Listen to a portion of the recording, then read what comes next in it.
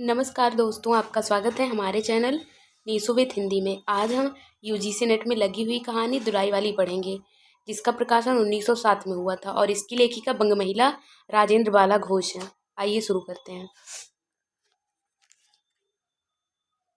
काशी जी के दशाश्वमेध घाट पर स्नान करके एक मनुष्य बड़ी व्यग्रता के साथ गदौलिया की तरफ आ रहा था।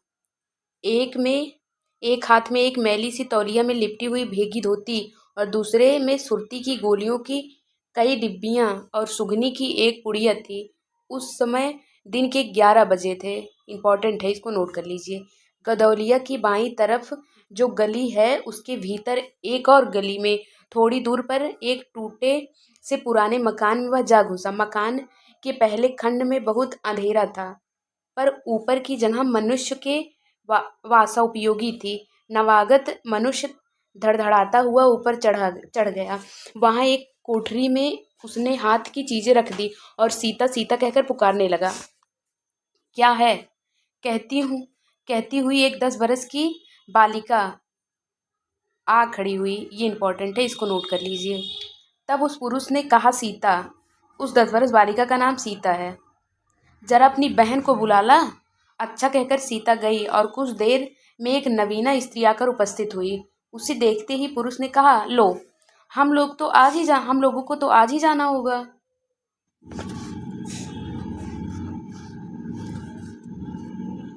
इस बात को सुनकर स्त्री बहुत आश्चर्ययुक्त होकर और झुंझलाकर बोली, आज ही जाना होगा? यह क्यों? भला आज कैसे जाना हो सकेगा? ऐसा ही तो था, सवेरे भैया से कह देते।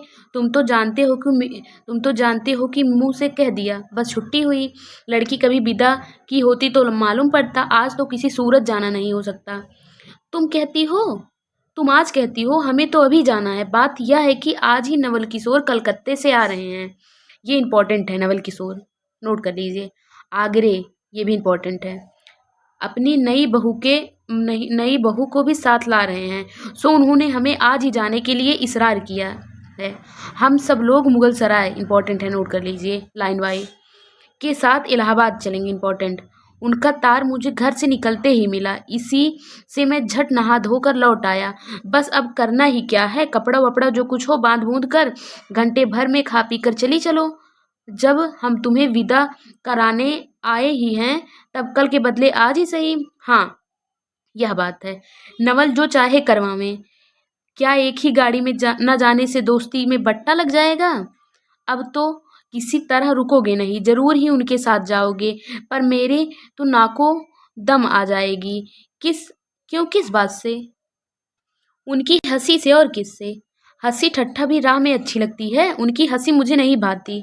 एक रोज मैं चौक में बैठी पूड़ियाँ काट रही थी कि इतने में न जाने कहाँ से आकर नवल चिल्लाने लगे, ए बुआ, देखो तुम्हारी बहू पूड़ियाँ खा रही है।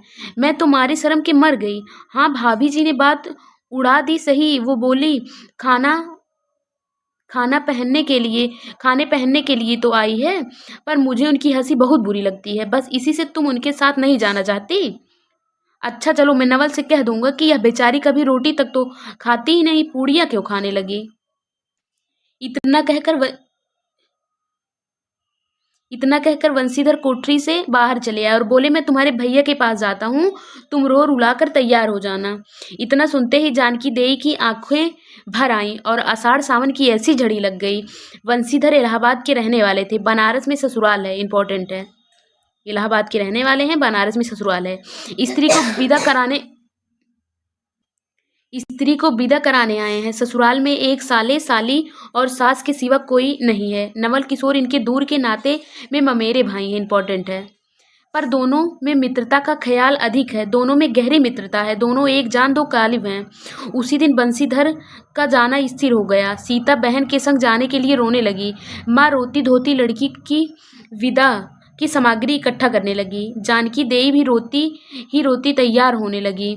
कोई चीज भूलने पर धीमी आवाज से माँ को याद भी दिलाती गई। 1 बजने पर स्टेशन पर जाने का समय आया। इंपॉर्टेंट है, नोट कर लीजिए। अब गाड़ी या इक्का लाने कौन जावे? ससुराल वालों की अवस्था अब आगे किसी नहीं कि 2-4 नौकर चाकर हर समय बने रहें। सीता के बाप के न रहने से क्या बिगड़ गया? पैसे वाले के यहाँ नौकरों चाकरों के सिवा और भी 2-4 खुशामदी घेरे रहते हैं, छूछे को कौन पूछे। एक कहारिन। सो भी इस समय कहीं गई है, साले राम की तबीयत अच्छी नहीं है, वे हर घड़ी बिछौने से बातें करते हैं। तिस पर भी आप कहने लगे, मैं ही धीरे धीरे जाकर कोई सवारी ले आता हूँ, नज़दीक तो है। वंशीधर बोले, नहीं नहीं, तुम क्यों तकलीफ करोगे, मैं ही जाता हूँ। जाते जाते वंशीधर विचारने लगे कि इक्के की सवारी तो भले घर की स्त्रियों के बैठने लायक नहीं होती, क्योंकि एक तो इतने ऊंचे पर चढ़ना पड़ता है, दूसरे पराये पुरुष के संग एक साथ बैठना पड़ता है। मैं एक पालकी गाड़ी ही कर लूं, उसमें सब तरह का आराम रहता है। पर जब गाड़ी वाले ने 1.5 रुपया किराया मांगा, इंपॉर्टेंट है, गाड़ी वाले ने 1.5 रुपया किराया मांगा था, तब बंसीधर ने कहा, चलो इक्का ही सही, पहुंचने से काम। कुछ नवल किशोर तो यहाँ से साथ ही नहीं, इलाहाबाद में देखा जाएगा। बंसीधर इक्का ले आए और जो कुछ असबाब था इक्के पर रख कर आप ही बैठ गए। जानकी देवी बड़ी विफलता से रोती हुई इक्के पर जा बैठी। पर इस अस्थिर संसार में स्थिरता कहाँ, यहाँ कुछ भी स्थिर नहीं है। ये इंपॉर्टेंट है, ये लाइन नोट कर लीजिए। इस अस्थिर संसार में स्थिरता कहाँ, यहाँ कुछ भी स्थिर नहीं है। इक्का जैसे जैसे आगे बढ़ता गया वैसे जानकी की रुलाई भी कम होती गई। सिकरौल स्टेशन, इंपॉर्टेंट है, के पास पहुंचते पहुंचते जानकी अपनी आंखें अच्छी तरह पहुंच चुकी थी। दोनों चुपचाप चले जा रहे थे। अचानक बंसीधर की नज़र अपनी धोती पर पड़ी और अरे, एक बात तो भूल ही गए, कहकर पछता उठे और इक्के वाले के कान से बचकर जानकी से पूछे, क्या हुआ, क्या कोई जरूरी चीज भूल गए, कहकर पछता से उठे। इक्के वाले के कान बचाकर जानकी ने पूछा, क्या हुआ, क्या कोई जरूरी चीज भूल आए। नहीं, एक देसी धोती पहनकर आना था, सो भूल कर बिलायती ही पहन आए। नवल किशोर कट्टर स्वदेशी हुए हैं ना, वे बंगालियों से भी बढ़ गए हैं, देखेंगे तो दो चार सुनाए बिना न रहेंगे। और बात भी ठीक है, नाहक बिलायती चीजें मोल लेकर क्यों पैसा बर्बादी की जाए, देसी लेने से भी दाम लगेगा वही, पर रहेगा तो देश में ही। जानकी जरा भौवें टेढ़ी करके बोली, धोती तो धोती, पहनने से काम क्या यह बुरी है। इतने में स्टेशन के कुलियों ने आ घेरा। वंशीधर एक कुली करके चले। इतने में इक्के वाले ने कहा, इधर से टिकट लेते जाइए, पुल के पार तो उस डेवड़े दर्जे का टिकट मिलता है। वंशीधर फिरक कर बोले, अगर मैं डेवड़े दर्जे का टिकट लूं तो। इक्के वाला चुप हो गया। इक्के की सवारी देखकर इसने ऐसा कहा। यह कहते हुए वंशीधर आगे बढ़ गए। यथा समय रेल पर बैठकर वंशीधर राजघाट पार करके मुगल सराय पहुंचे। इंपॉर्टेंट है, ये नोट कर लीजिए, राजघाट पार कर मुगल सराय। वहां पुल लाग कर दूसरे प्लेटफार्म पर जा बैठे। आप नवल से मिलने की खुशी में प्लेटफार्म के इस छोर से उस छोर तक टहलते रहे। देखते देखते गाड़ी का धुआं दिखलाई पड़ा। मुसाफिर अपनी अपनी गठरी संभालने लगे। रेल देवी भी अपनी चाल धीमी करती हुई गंभीरता से आ खड़ी हुई। वंशीधर एक बार चलती गाड़ी में ही शुरू से आखिरी तक देख आए, पर नवल कहीं पता नहीं। वंशीधर फिर सब गाड़ियों को तेहरा गए। भीतर घुस घुस कर एक एक गाड़ियों को देखा, किंतु नवल न मिले। अंत को आप खिजला उठे और सोचने लगे, मुझे तो वैसी चिट्ठी लिखी और आप ना आए, मुझे अच्छा उल्लू बनाया। अच्छा जाएंगे कहाँ, भेंट होने पर समझ लूंगा। सबसे अधिक सोच तो इस बात की थी कि जानकी सुनेगी तो ताने पर ताना मारेगी, पर अब सोचने का समय नहीं। रेल की बात ठहरी। वंशीधर झट गए और जानकी को लाकर जनानी गाड़ी में बिठाया। वह पूछने लगी, नवल की बहू कहाँ है, वह नहीं आए, कोई अटकाव हो गया, कहकर आप बगल वाले कमरे में जा बैठे। टिकट तो डेवड़े का था, पर डेवड़े दर्जे का कमरा कलकत्ते से आने वाले मुसाफिरों से भरा था, इसीलिए तीसरे दर्जे में बैठना पड़ा। जिस गाड़ी में वंशीधर बैठे थे उसके सब कमरों में मिलाकर कल 10-12 ही स्त्री पुरुष थे। समय पर गाड़ी छूटी। नवल की बातें न जाने क्या आगड़ बागड़ सोचते गाड़ी कई स्टेशन पार करके मिर्जापुर पहुंची। इंपॉर्टेंट है, मिर्जापुर में पेटराम की शिकायत शुरू हुई। उसने सुझाया कि इलाहाबाद पहुंचने में अभी देरी है। चलने के झंझट में अच्छी तरह उसकी पूजा किए बिना ही वंशीधर ने बनारस छोड़ा था, इसलिए आप झट से प्लेटफॉर्म पर उतरे और पानी के बम्बे से हाथ मुंह धोकर एक खोचे वाले से थोड़ी सी ताजी पूड़ियाँ और मिठाइयाँ लेकर निराले में बैठे।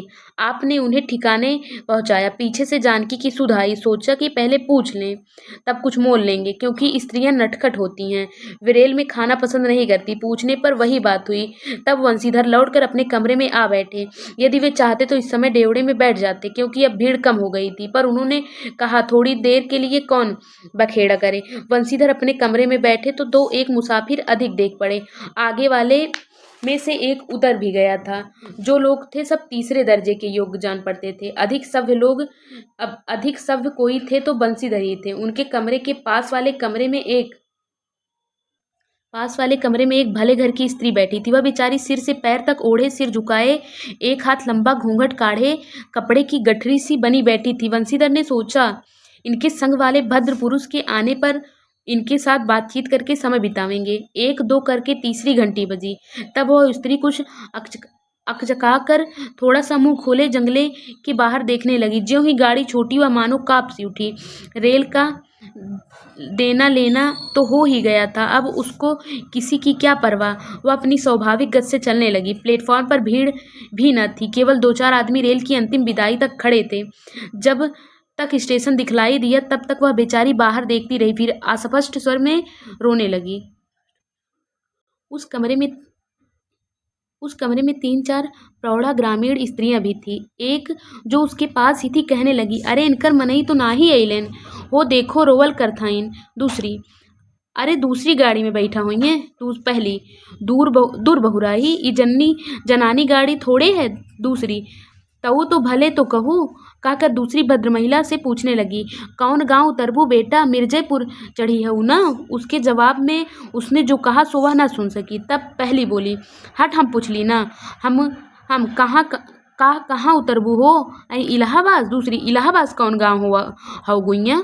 पहली, अरे नहीं जनलू, पयाग जी जहाँ मनई मकर नहाए जाला। दूसरी, भला पयाग जी काहे ना जानित, ले काहे के नहीं, तोहरे पंच के धर्म से 4 दाई नहाए चुकी हैं।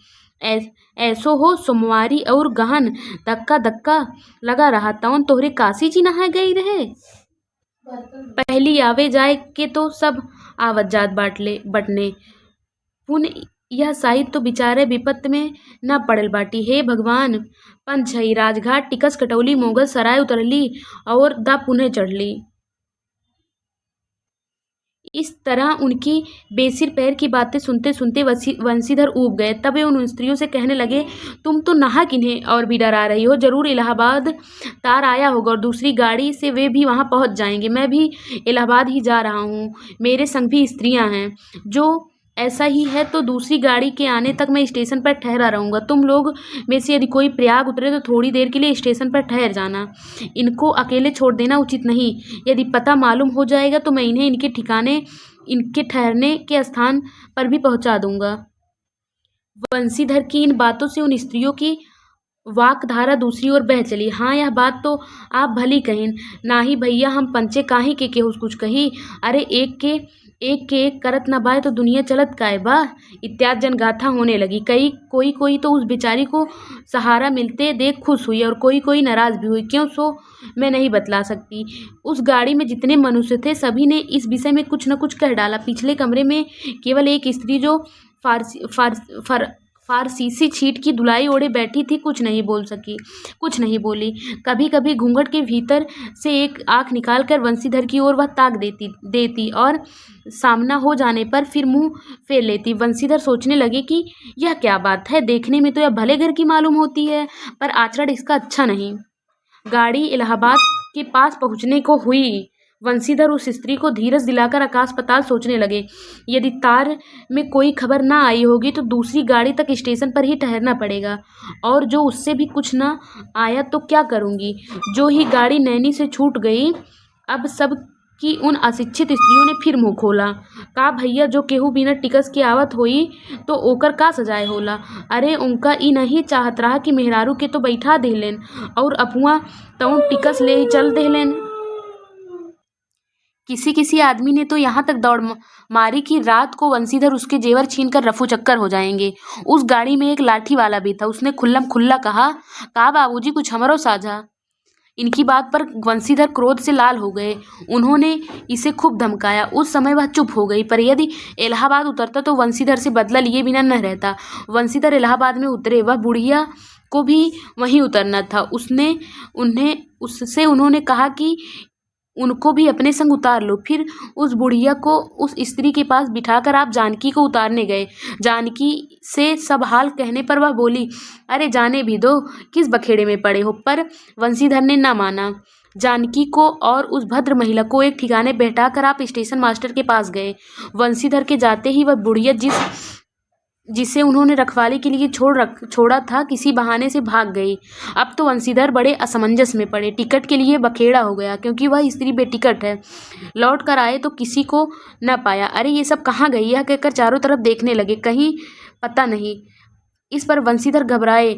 आज कैसी बुरी साइज से घर से निकले हैं कि एक के बाद दूसरी आफत में फंसते चले आ रहे हैं।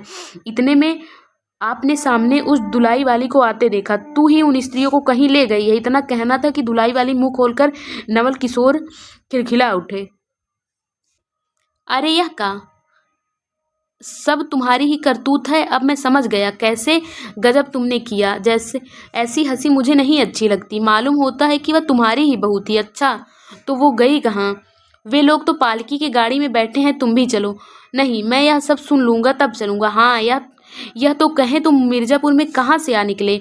मिर्ज़ापुर नहीं, मैं तो कलकत्ते से बल्कि मुगल सराय से तुम्हारे साथ चल रहा था।